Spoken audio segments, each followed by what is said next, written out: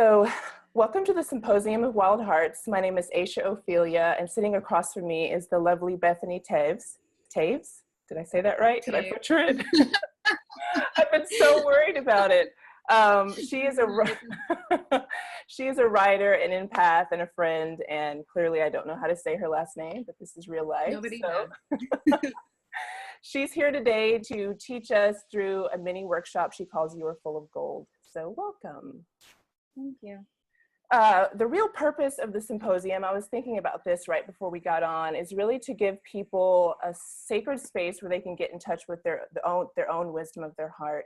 And so the way that I want to start these sessions with every different person that I'm talking to is just with a heart-centering moment. So if you're listening to this or you're watching and you can flutter your eyes closed in just a little bit, feel free to do that. But if you can't, just follow along as best you can. So we're just going to close our eyes and really just listen. And if you want to, you can place your hand over your heart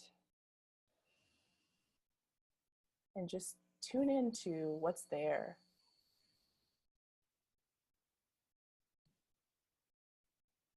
And look at yourself through the lens of a parent looking at a child. So just with compassion and with love.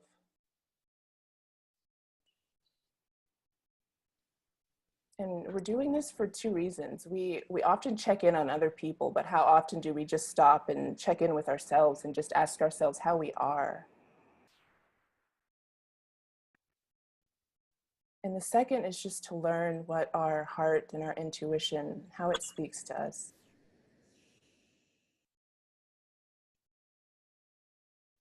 So just tuning in and listening.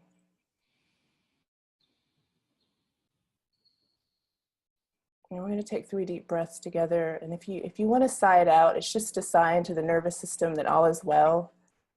So just taking a deep breath in. Sigh it out. Let's do that again. Sigh it out. Let's just do one more. And just fluttering your eyes open. And I love that because I already feel so different in this space. Sorry, I'm going to fiddle with this. So instead of reading your bio, which people can find all of the information about you just below this video, I wondered if you'd be game to do actually a little game. So it's 11 questions and they're very rapid fire. So as soon as I ask you them, you're answering them. It's not about thinking, it's just about your automatic response to them. And it's just a way to get the energy moving and introduce people to you. So you game? I'm game. Okay, so here we go. What's another word for love? Belonging. How does your heart feel right now? Present. Say something smart. I love myself. That is really smart. Why are you so great? Because I'm here. Why is the sun so hot? Because it has a lot to give. What is Kanye West doing right now? I don't know and I don't care. I love it. What's a cool greeting? Hi, I'm glad that we're sharing space together. Show me your flirty face.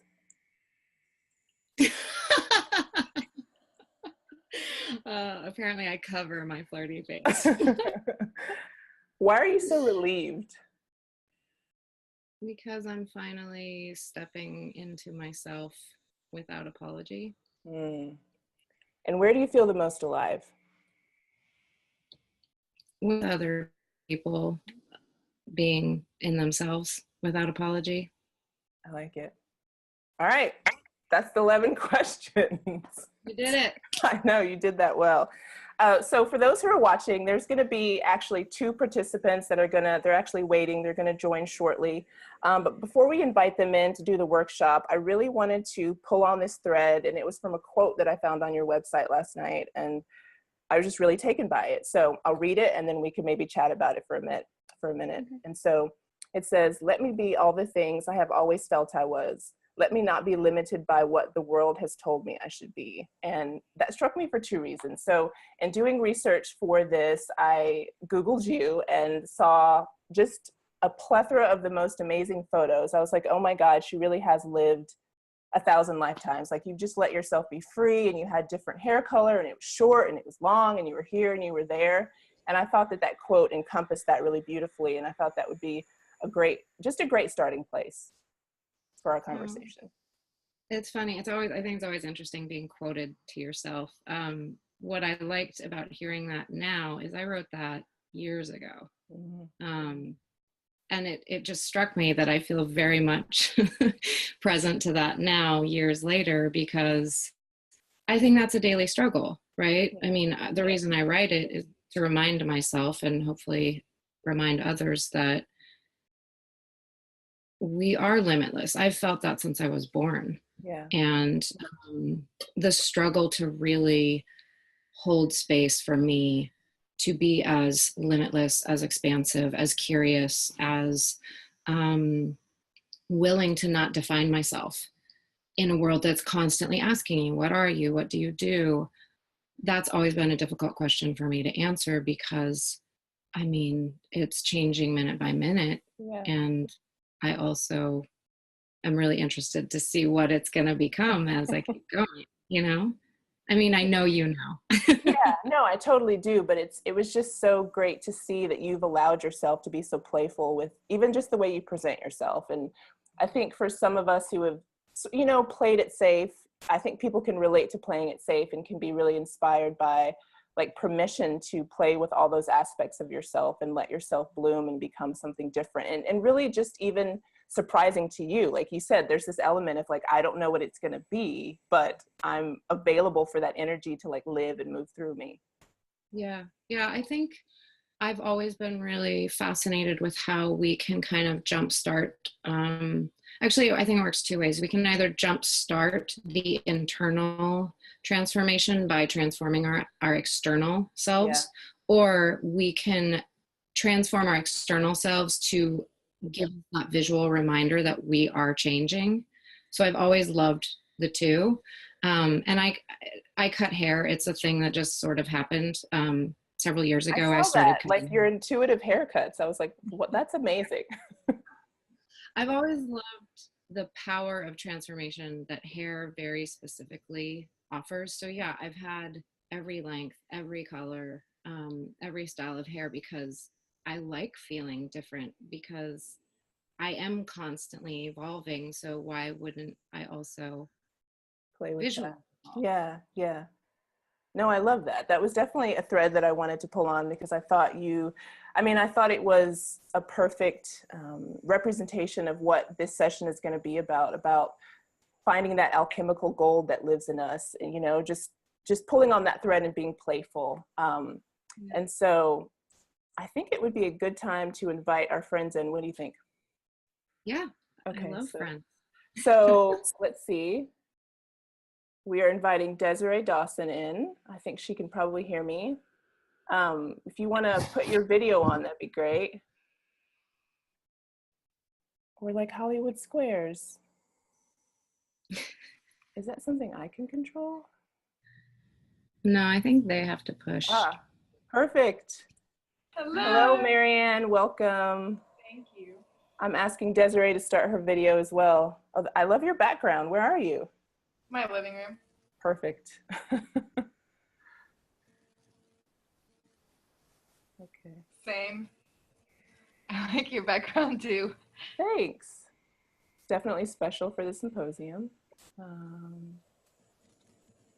Let me chat with Desiree and ask her to turn your video on.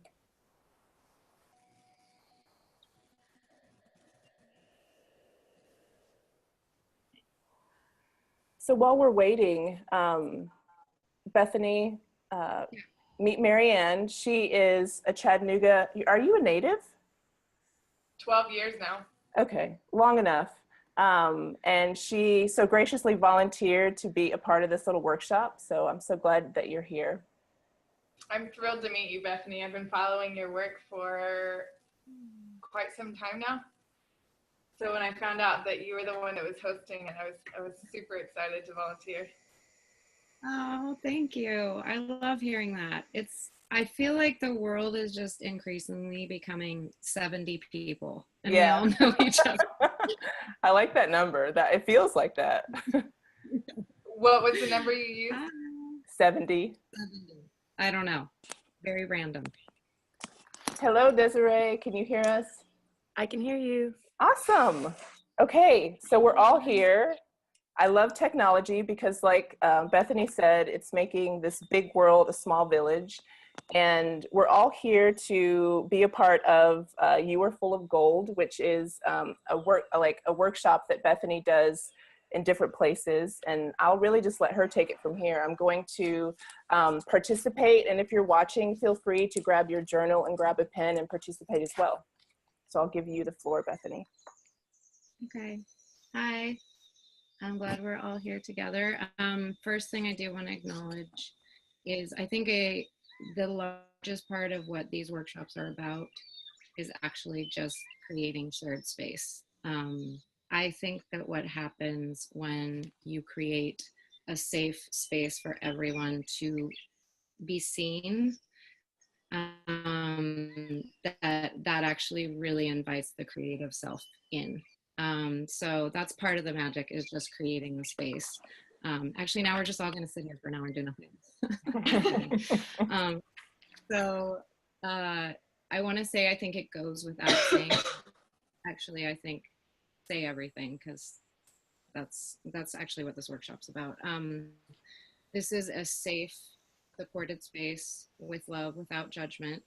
And I think we can all feel that maybe alongside with the fact that we're like, oh, but is it safe? And oh, I don't totally know these people. And oh, what is going to be asked of me in this time? And so we're going to let both of those selves be here right now and understand that they're here. And we're going to let that other one kind of just chill out, because that's what this practice is about, actually. Because the more that I do this work, the more I realize that self doesn't go away. We just lovingly say, I see you're there, but I don't need you right now. So it's okay. However you're feeling is great.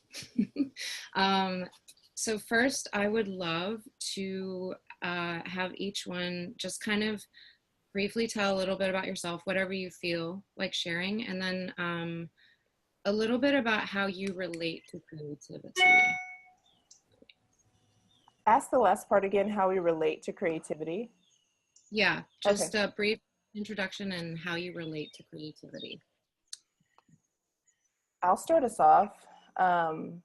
So my name's Aisha, and what was the first question again? Just a brief introduction. Okay.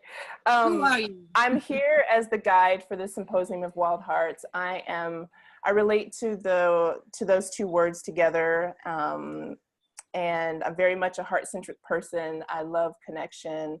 I love seeing people in their element. I've always believed that anything's possible too, and so I'm coming home to that part of myself that I didn't think could coexist with like who I was at this age. So that's very much alive for me. And as far as how I relate to creativity, it was always the thing I was good at, and so I just couldn't understand how everyone couldn't view themselves as such, even if they weren't like painting or doing things that are classically creative.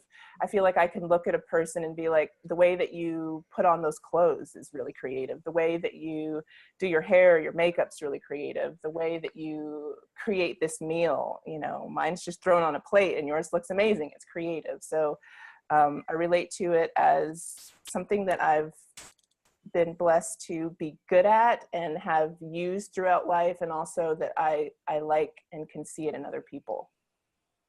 And you feel like you were always like that? You always had that relationship to it? Yeah, I did. I mean, I spent a lot of time like in my imagination and creating things with my hands, like even if they weren't pretty to other people, collages, just whatever since I was small. So I feel at home calling myself or being identified as a creative. Not that I would necessarily call myself that, but I feel at home. Okay. And why wouldn't you necessarily call yourself that? I don't know. It's scary. Okay. That's scary. So there's a little bit of fear in there too. Yeah. Okay. Thank you. Thank you. Who's next? Desiree, you want to go next? You want me to? You go, Marianne. Okay. Hi, Desiree. It's nice to meet you. Hi. Thank you for doing this with me. Yeah. Guys, I swear it's a safe space. I know, because Desiree's here. Okay. Whatever. My name is Marianne, and I am a multidisciplinary professional, and wasn't really able to come to terms with me being an artist or claim that for myself until I saw myself interact in multiple different areas of thought and practices, and realized that I bring my artist to every single one of these conversations. Artistry is more like a condition that I live with than like I can't deny that my approach tended to be a particular approach in highly non-creative areas of conversation, whether that be governmental practices and processes, or landscaping, or which is also a creative practice in and of itself. And so my creativity allows me to move through the multidisciplinary practices that I have, and to be able to hold space with both a technology mind, with a networking mind, with an event planning mind, with a nonprofit mind, with civic engagement and social justice, to blockchains and bitcoins. So my creativity is imperative to carry with me in order to approach these different conversations, and to be able to include what I gather from all of my experiences. Because as an artist, as an artist or as a creative, it's merely like you keep your own catalog of influences. So my creativity facilitates me being able to move through thought silos the way that I'm able to. Cool. And is this like a recent thing that you have discovered about yourself, or have you been working with that? I mean, it sounds like you have a pretty deep understanding of that part of yourself. I have a deep understanding of that part of myself because I spent a long time denying it. And she kept coming back like, hello, here I am. Like, you're not doing this because you're into coding. Like, so I started out in social work, and then I came to the conclusion that I didn't want to navigate the red tape. So the way that I figured out how to approach the world and to be best received is to claim the title of artist, and be influenced by artists, and make sure that my world included those lifestyles and those perspectives, because artists are constantly wrestling with different ideas, both about themselves and about the world and about things they see. So it was a lot of like, I don't think I'd be able to make enough money as that. So I tried to do something else, and then came back to art. And then I tried to do something else and came back to art. And what I realized on the end of that is that all of those excursions into other fields was my art. And my understanding of humans and what their needs are is also my art. Understanding how people work and how they satisfy those needs, or the paths that get established towards a certain direction, and how to break out of those. So it's something, so yes, it's something that I've been working on for a really long time, and been able to claim a lot more recently in the last few years in particular. of just not fighting it anymore, because I've been interacted with my whole life as an artist. So like what you're saying, Aisha, of like, I don't understand why you don't see it. Oh, it's because you don't. It's because this isn't something that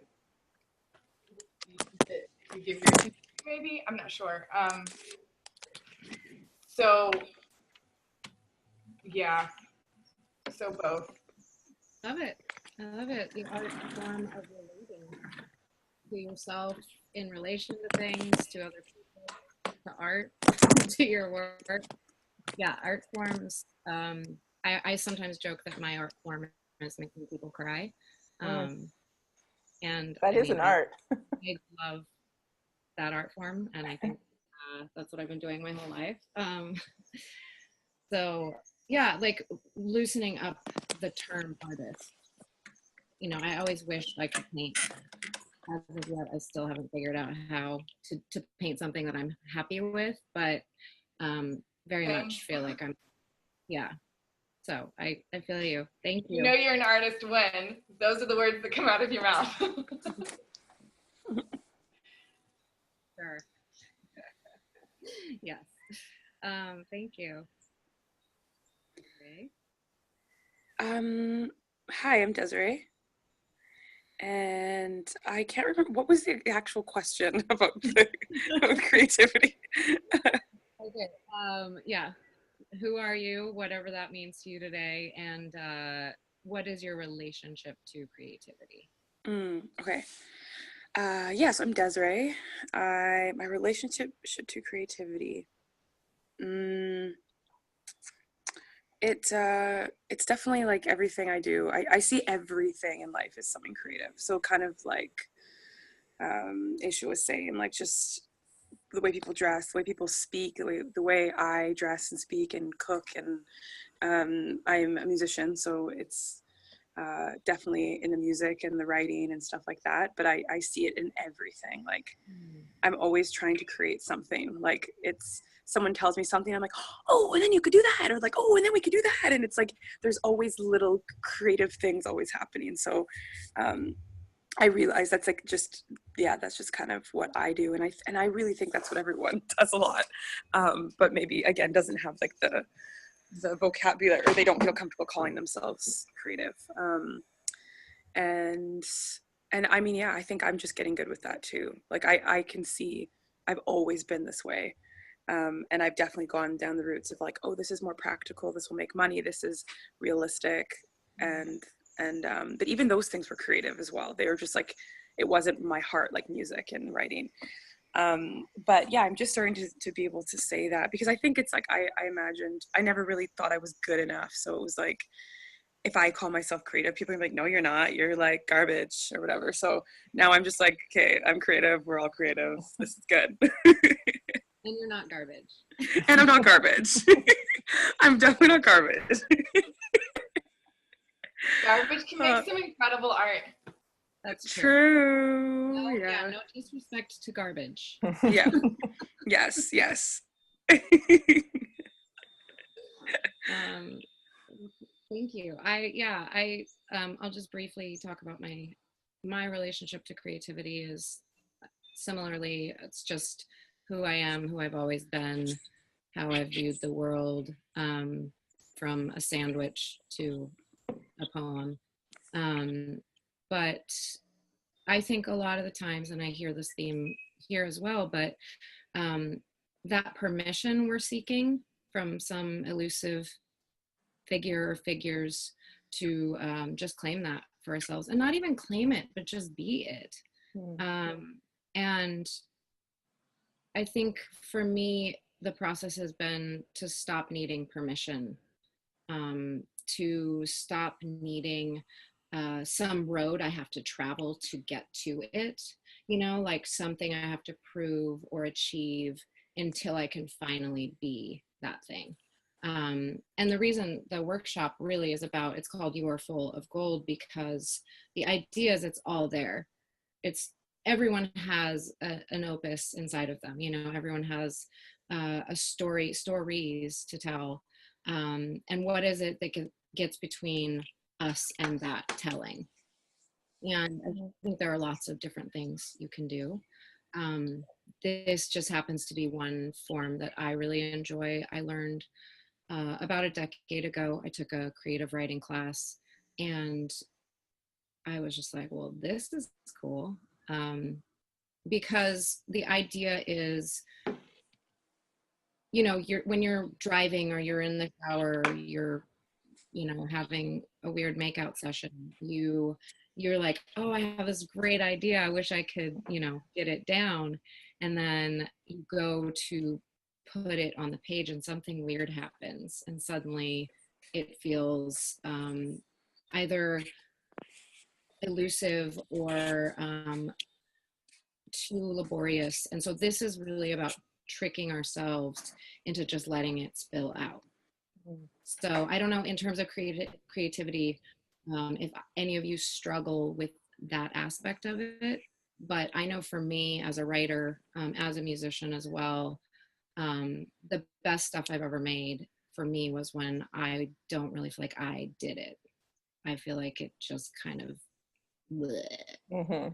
So this is a practice for the bleh.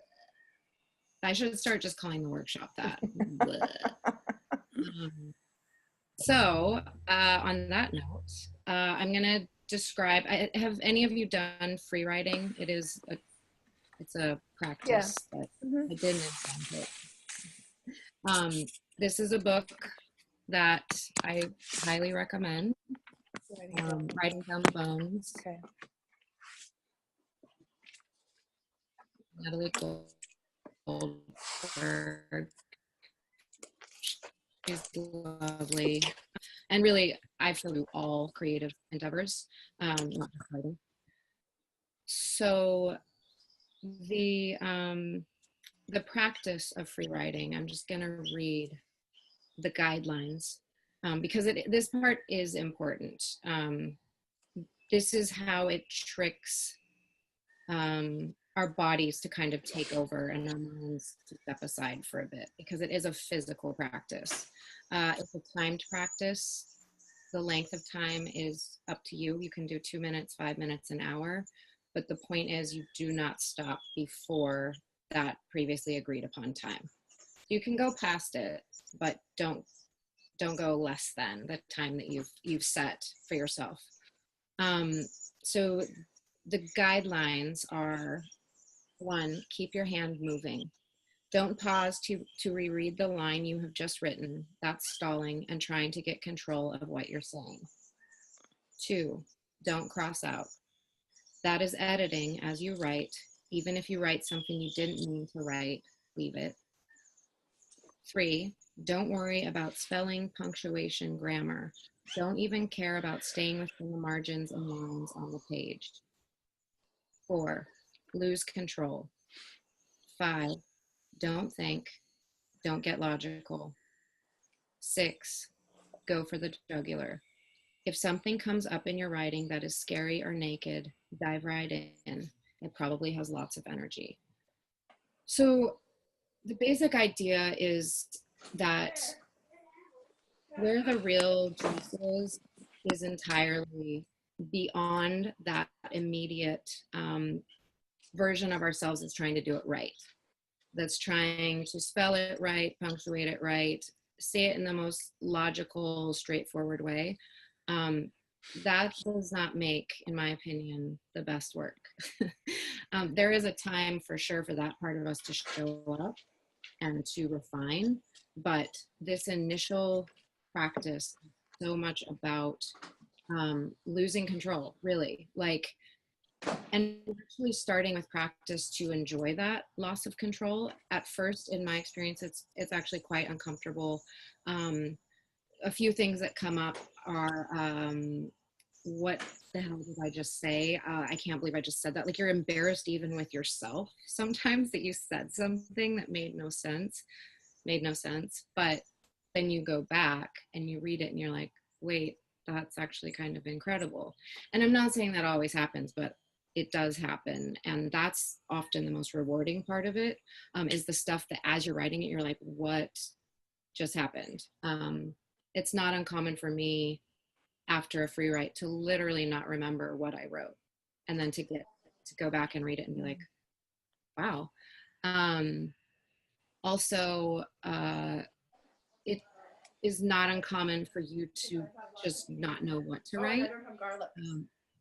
But write, I don't know what to write. I don't know what to write. I have no idea what to write. Nothing's coming. I know. And something. Sorry, are you on the call? So yeah.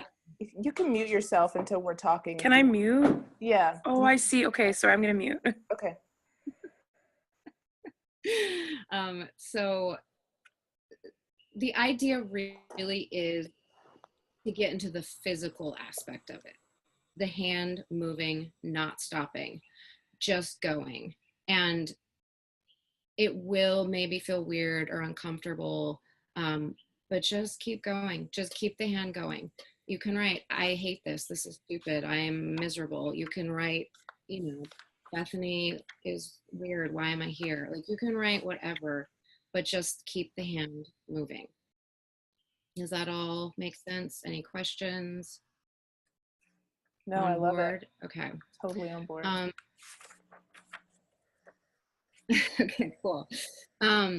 So I feel like, how are we feeling? Do we want to try and just like dive into one? Do we want, so two options. Actually, first, where is everyone in their body right now? How in your body is everyone? Where is everyone's body at? Is it attached? Is it in another room? I feel grounded. I loved that, just the part about losing control and going for the jugular. Like, if I let myself, that's like who I want to be always, but I'm afraid of that girl. I'm like, does she ever rest? Is she always hungry? Like, Does she have friends? Yeah, exactly. Is she just like burnt every bridge everywhere? And so I became really excited about the idea of, just like releasing control and like getting, it is so helpful to get from, anyway, yeah, I'm on board and I feel grounded, pretty grounded. I'm here. My body's holding my belly. I'm very aware of my joints. All of them? Particularly my shoulders and my knees. Okay. Which makes sense. I love that awareness. I have no solution for you, but I love the awareness. I mean, back to my multidisciplinary, it would make sense that those are the pieces that are activated in order to translate the parts. Yeah. That's right. How's your body? It's a giant question mark right now. That's a rich space. So, just for fun, are your feet on the ground? Yes. They are now. I'm like, yeah. So, real quick and dirty trick. Remember that you have feet. We forget all the time. We have feet. They're our connection point to the earth. They're what hold us up. They're what move us through the world. They're far from here, this place that we love to celebrate. But remember, you have feet. Feel them touching the earth. Know that the earth is so full all the time of limitless energy that you can, like, if you're tired or you're bored or you're just, remember you have feet. Feel them touching the earth. Feel the vibration of that limitless energy supply and let it start to travel up your body. Allow it to enter. You don't have to do anything, you just have to allow it to enter. And you can let it fill you. You can let it slowly travel up your ankles and your calves, your shins, your knees, your thighs, your hamstrings. You can let it fill your pelvic floor, that rich space, that dense, dark, alive space, full of things longing to be expressed.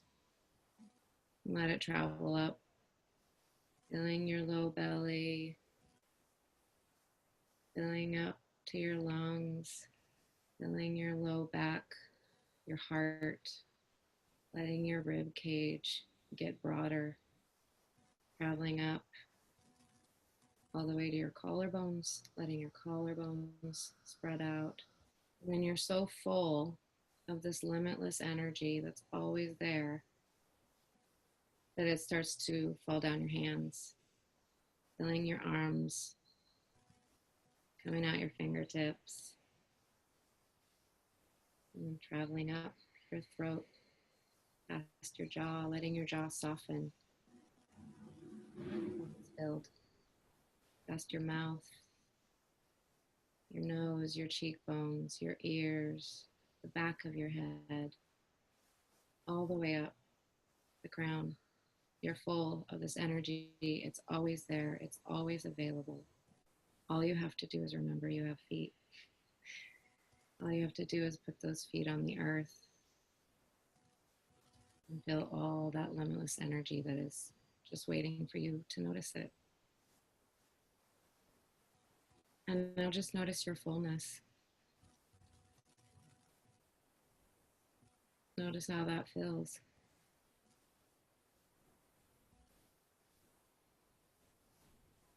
Nothing is expected of you right now. Nothing is needed of you right now. Just your presence with this fullness that is always there.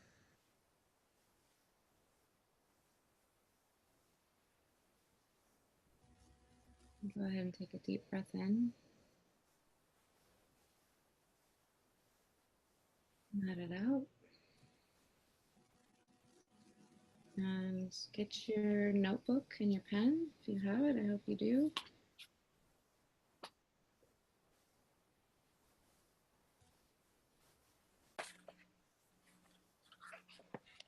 And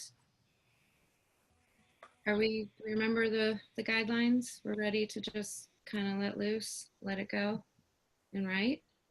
Yes. Okay, so this is just going to be 3 minutes, and I'm going to give you a prompt. Oh, Sounds am I good. here? Can you hear me?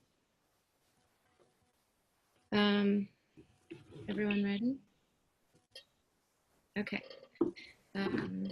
First prompt is, when I was 7, my favorite color was.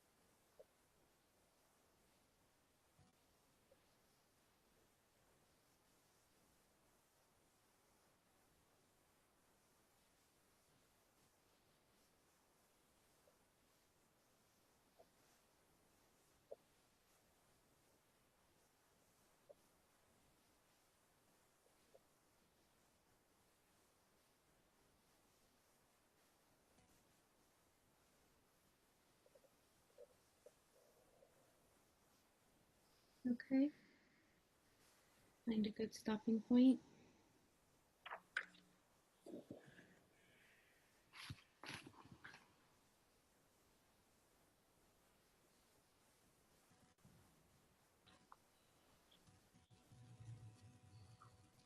How did that feel? How was that? What came up? What was the experience?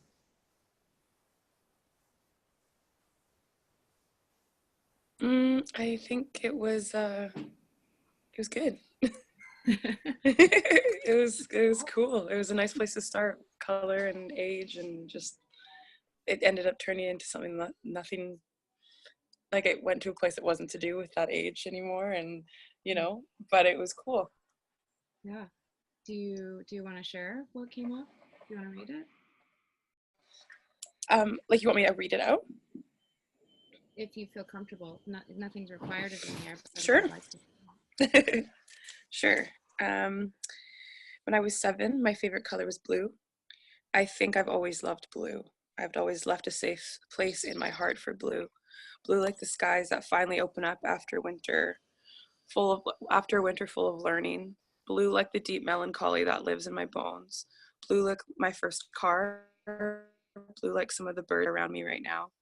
Blue like the clear water I got to see for the first time when I went to the continent that felt like the land where my ancestors danced. Blue like my favorite piece of bubble gum in my bubblegum ice cream when I was 7. That was good. Isn't that cool? I mean, all these pieces, like you made a quilt, and just because you sat down for 3 minutes, it's awesome, right? Like, and yeah, I'm sure you could go from there and make a bigger quilt if you wanted to, or make a song, or like, yeah. Thank you for that beautiful example of how it thank you. can happen. So for me, it was interesting because I started to trust the process. Like, I was like, oh, I know why this is so good. Like, I'm just trusting this innate part of myself that maybe I ignore a lot. And so that's why it's like a little shy. Yeah,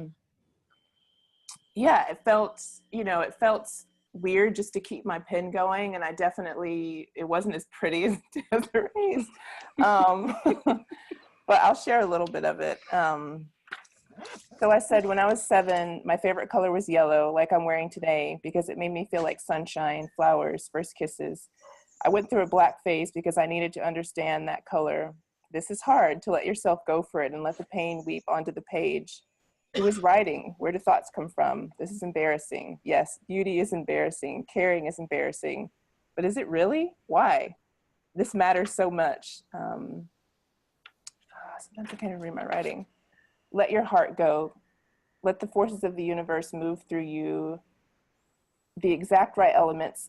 Let the forces of the universe move the exact right elements to you. Be unafraid, be boastful, be horny, be energetic, be freaking sad, be who you want to be.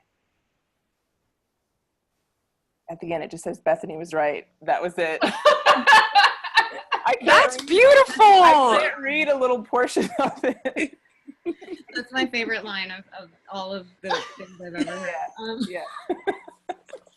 No, I mean, what I love, you made a roadmap for yourself. Like you were kind of writing a map as you went. You're like, oh, and I loved that you followed it. Like you were writing it as you were following it. And I like that. Again, there is what comes out of this, I can't stress it enough, is only right. Yeah. It's only, you know what I mean? It's not like and by the way, I have written things in this context that became finished pieces with very little altering. That does happen, but that's not the point. You know what I mean? This isn't an outcome based creative practice. This is an excavation of the soul so that we can see what's in there, because that's where everything comes from. That's like the same home of the creative force that is beating our hearts and growing our hair. So like, it's not here. Yeah. It's here. So we let ourselves go in there, and it can be scary and it can be embarrassing, but then you're like, well, why am I embarrassed? And then you got yourself out of there. Like, you escaped, like, it was great. Thanks for that feedback. Thank you. I really enjoyed this Marianne. process of being I don't know, the questions, color and age, of reconnecting for a moment with the child at 7, and the affirmation that I've always been trying to figure things out and observing how people interact. I wrote, when I was 7, my favorite color was purple. It had been pink, but pink was everyone's favorite, and I quickly recognized the color as a box adults like to use on you for assumption. Purple at least, offered surprise. Surprise, what is actually surprise? Is it only echoes of a thing tangible because enough people that look the same all share the feeling? I haven't enjoyed much surprise. So it's clear that I don't know, it's just not, anytime I get to have an exercise where I get to interact with who I was as that problematic, observant 7-year-old, is good to me. Well, and I'd love to just reflect that when you laughed just now, you were 7. That was very much like I saw 7-year-old you, and that's the other thing. It really does take us there, it might take us from there elsewhere, either where we are here or a place we didn't even know existed, but it starts you out kind of, and there is a reason that that's the first prompt I give. Like, it starts you out in that really rich, innocent space of being 7, and yet, as you're saying, like, also already being aware of the ways that it's not okay to be what we are. So already navigating that space of curiosity and shame. I mean, you said you were problematic, and it's like, no, you weren't. You're probably just really curious and complex, but you've internalized that idea that you were problematic, right? And then you laughed, and that, like, oh God, it was just so rich. It was like, it was almost protective when you laughed. It like created this cocoon for you of laughter to hold that tenderness and that vulnerability. And I love your 7-year-old self for knowing that you could do that. You could laugh to keep yourself safe, and you still do it.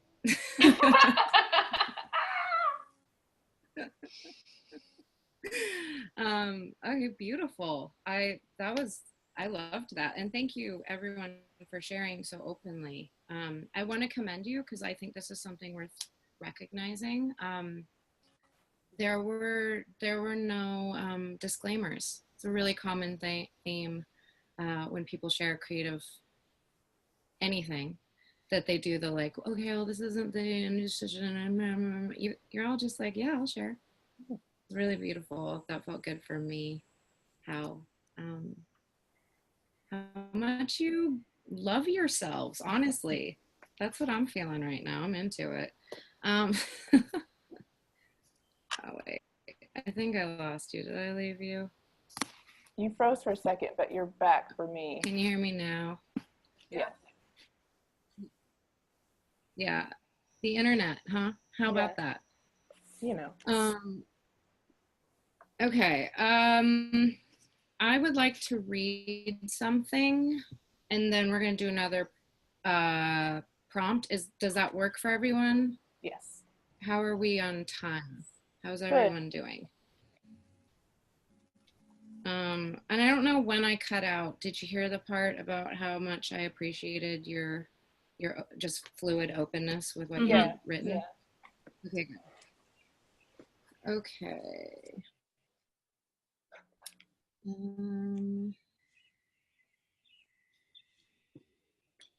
So this is a book that I have been reading like a Bible. I don't know if any of you know Toko Pa Turner. think maybe just from your page. Okay, she's a really interesting woman. She has an interesting story, but she wrote this book called Belonging. And it's a beautiful book. I really love it. I reference it a lot for myself. And she has just this little thing called the Black Sheep Gospel.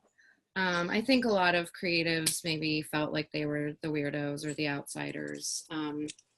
And so I really appreciate this. So it's 1, give up your vows of silence, which only serve to protect the old and the stale. 2, unwind your vigilance, soften your belly, open your jaw, and speak the truth you long to hear. 3, be the champion of your right to be here. 4, know that it is you who must first accept your rejected qualities, adopting them with the totality of your love and commitment. Aspire to let them feel outside of love. 5, venerate your too muchness with an ever-renewing vow to becoming increasingly weird and eccentric.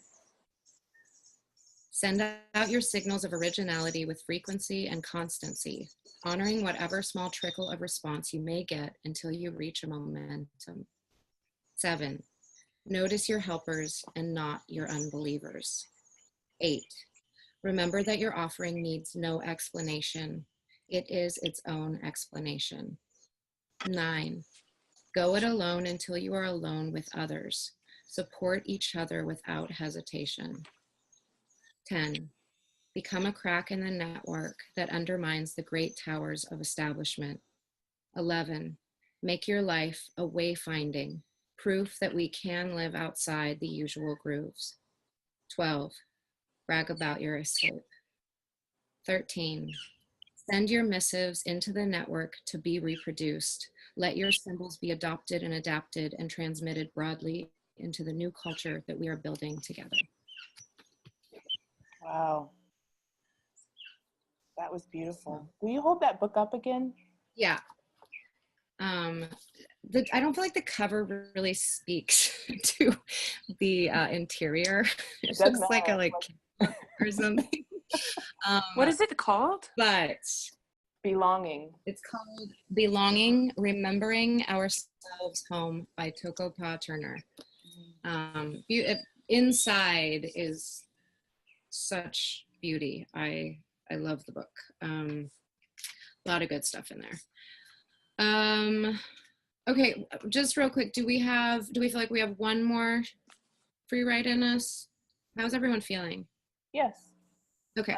Yeah. Okay. So this is going to be 5 minutes.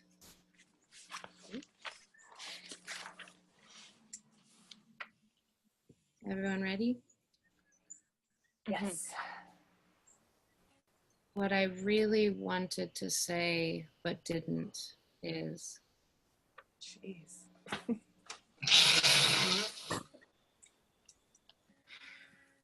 Oh.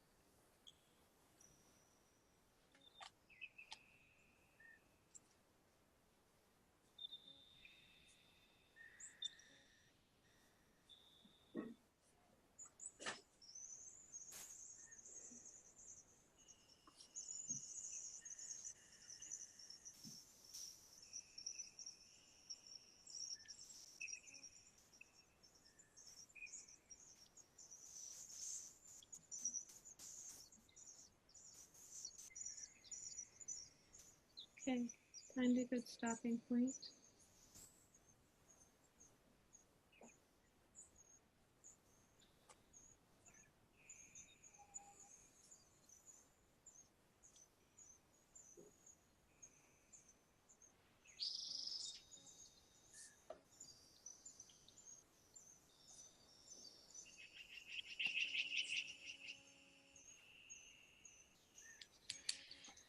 How's everyone feeling? I know that one's a little less effervescent. I'll say. Yeah. Whoa. Yeah. Woo! Uh-huh. Right? He went for the jugular. I appreciate this move. Yeah. Uh, Yeah. I mean, honestly, what an amazing exercise to do every day. Because I know there definitely at least one thing every single day that we probably wished we had said, but we didn't, yeah. you know? And it's those unsaid things that is where everything is living. So I love giving it space. How was that for everyone except apparently really overwhelming? So It was intense. good. It was like, sorry, Desiree, just Mm-mm. giving yourself permission to say those things in some way that's not just in your head. Like, can you hear me? Okay. Okay, I'm back. Yeah, it went away. Okay. But you're here now. Yeah, just getting it down on paper was really cathartic, because there's a lot of things that have just lived in my head. And so even just like letting myself, yeah, that was some therapy. That's all I have to say about that. Is it private therapy? I could definitely, let's see.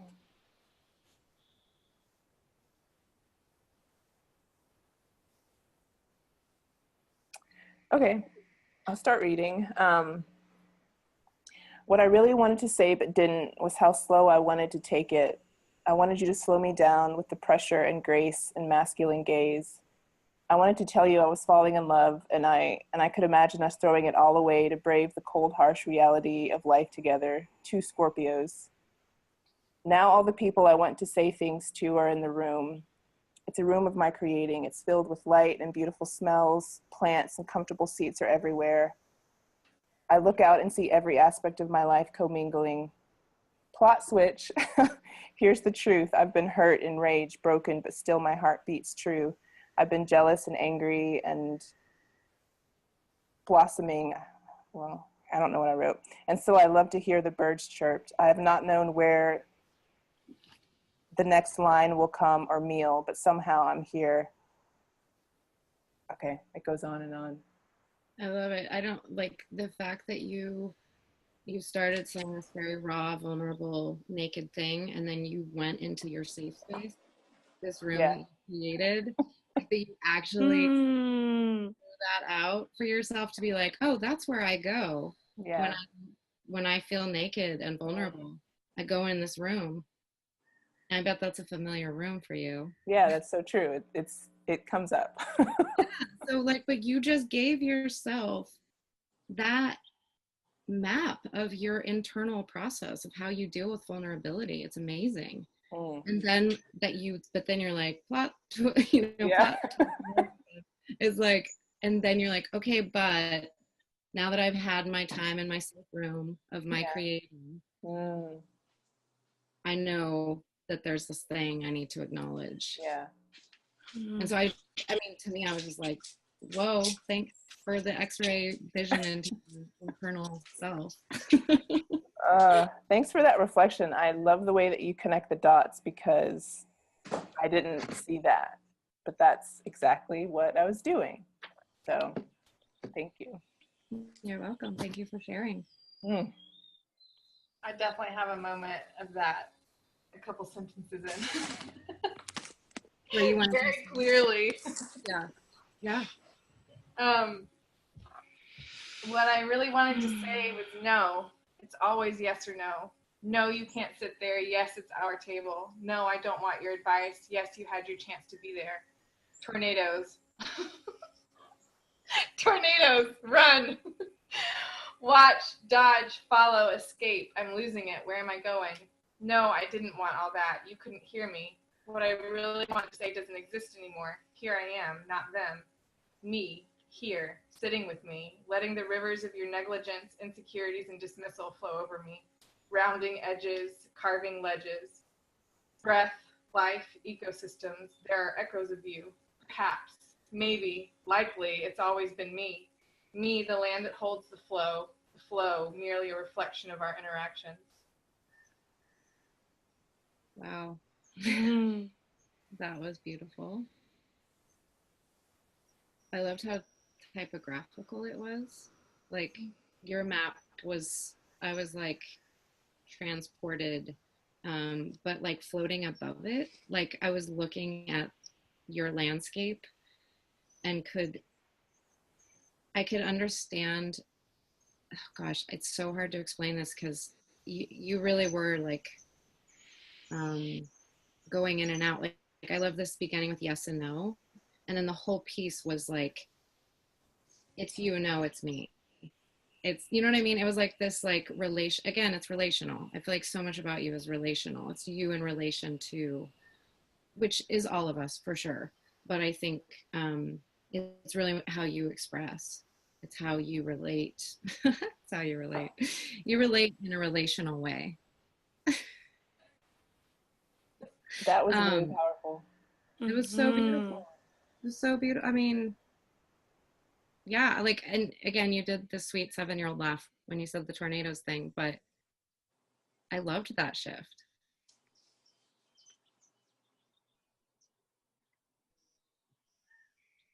Or am I freezing? No? Yes, but it's a great Oh yeah, yeah, it's great.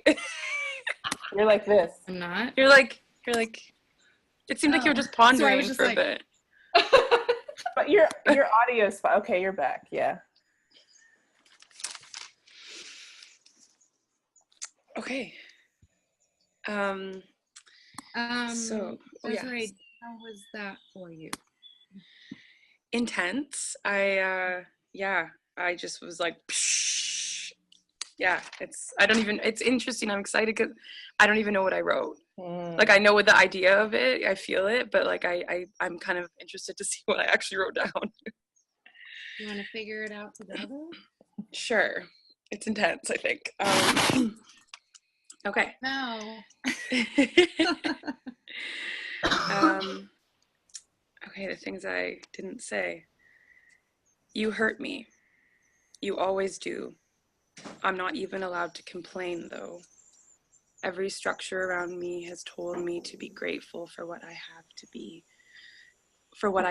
be happy for what I get, even if it's merely a sliver of the respect I deserve. You hurt me with your words, with your entitlement to my body, to my voice. Your entitlement is draining, but I remain quiet or smile or laugh because I've been trained to fear you, for you can take my life away. You're smothering me. I just want to breathe freely, to learn who I am without comparing to you, to embrace who I am. I am here. I am real. I deserve to be here. I'm allowed to say no. I'm allowed to tell you that was wrong. I don't owe you anything. But alas, I still write this and wait for a voice to chime in and tell me I'm lucky that I live where I live, that I live in this time, that there's nothing to complain about. I'm waiting to be silenced again. Wow. Do you feel like, I want to know, do you feel like you knew you needed to say that? Yeah, I think it's been coming up a lot. I'm on tour right now, and my friend and I both have been encountering a lot of like people doing things to us on tour, treating us a certain way, and like us reverting back to this like kind of, oh, I'll just laugh, even though it's like so wrong. And even that's total culture appropriation, even though that totally made me feel really, really wrong. And so it's been a little bit of like a thing, but it's been more, her and I speak of it together, but it's more of like, it's in here. And I didn't know that was going to come out in that. And so it is something that's like very, very active, you know, on my mind. But yeah. How do you feel for it to come out? It's scary because it's real, and I know, and it feels like anger, and anger scares me. Okay. And You know why it scares you? Because it feels so out of my control. And it feels negative. Like I feel like it's been painted as negative, and me and anger equals fear, like and fear for other people. And I've always tried to be happy because happy makes people happy and doesn't scare people, you know. And so anytime I've ever shown fear, I've been met with like fear from other people. So I've just told myself to never feel anger. Can I offer something? What if when you offer your anger, you're afraid of your own anger, so the fear you see in other people is just them reflecting your own fear? That actually you offering your anger without fear of it might not be as scary to other people as you think. Does that make sense? Like what in your piece, what I heard was yes, anger, but there was nothing scary about it. It was very grounded. It was life-giving. And then you had that section in the middle where you just started speaking, I have the right to be here. You know, you started speaking your rights. And I think people need to hear that from everyone. But yeah, from you. And I don't think anger is scary. I don't actually. I think people who are scared of their anger. Yeah. That is scary. But anger is not something that a lot of our culture, most of our culture, is okay with. It's definitely something that we are taught is bad and to be avoided. And actually what I see is that it's a really incredible life force that can be used for truth. It's fuel to push difficult truths sometimes, yes, out to be seen. They need to be seen. They're not doing anyone favors. And yeah, I mean, like I felt I would love aspects of what you wrote to be a song that you sing at your shows. You know, you really owning that and being seen in that, I think would be beautiful. And because anger is just expressing your boundary. Anger is going, I'm not okay with this injustice. Anger is claiming what is your right. Nothing wrong with anger, just misdirected anger can be, you know, scary.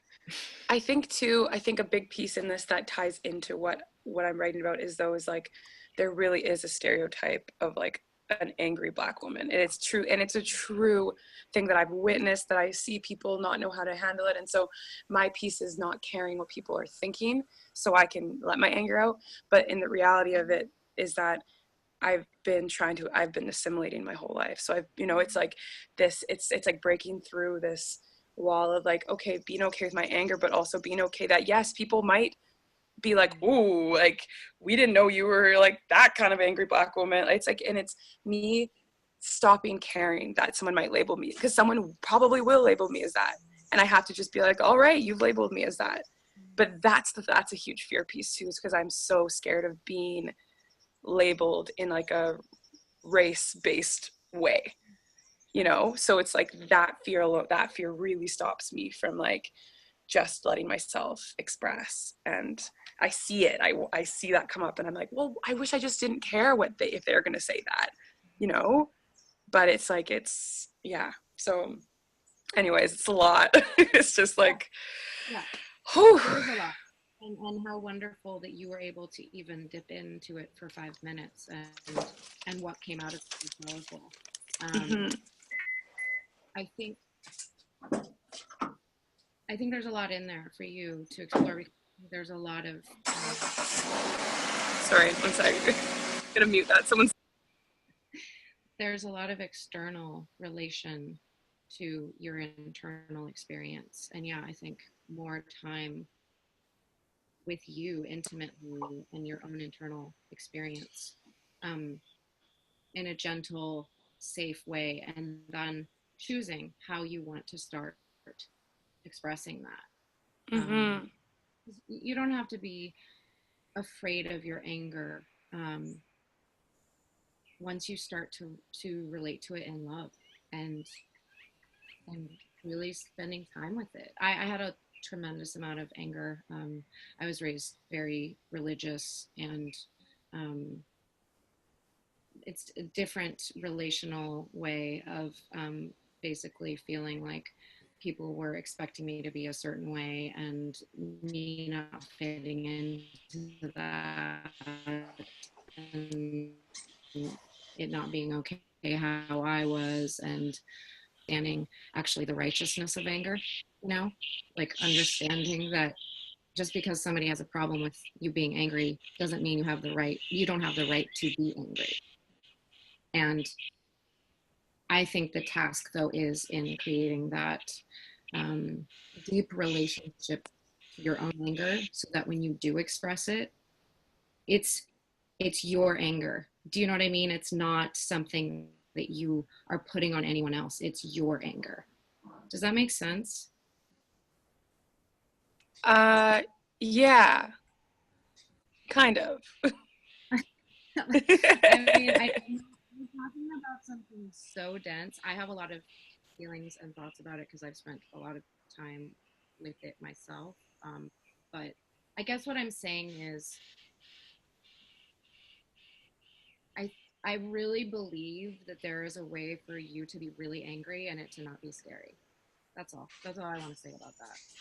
And I heard, for some reason, remember when Khalees came out with that song, I Hate You So Much Right Now? And that was like her big power thing, except you would just have a ukulele and you would be a darling. And like, no one could ever be mad at you for your righteous anger, for your right to be angry about everything that's happened. And even like your part in believing that we as Black women can't be angry like everyone else can. So I definitely felt music was, I don't know, I just heard music, I heard Khalees, I was just like, show like, you know, that part where you were like, I have the right to.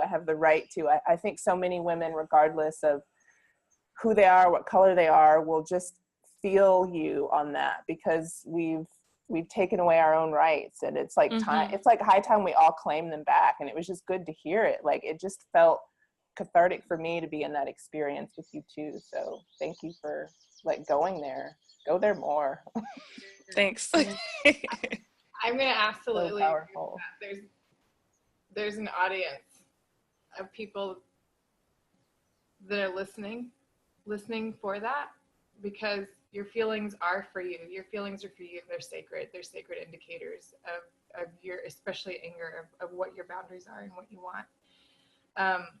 When I grew up incredibly fundamental as well, Bethany, and I feel I have to point out that when I've been interacted with as an angry person or somebody who has a lot of anger, it's very anecdotal and cute.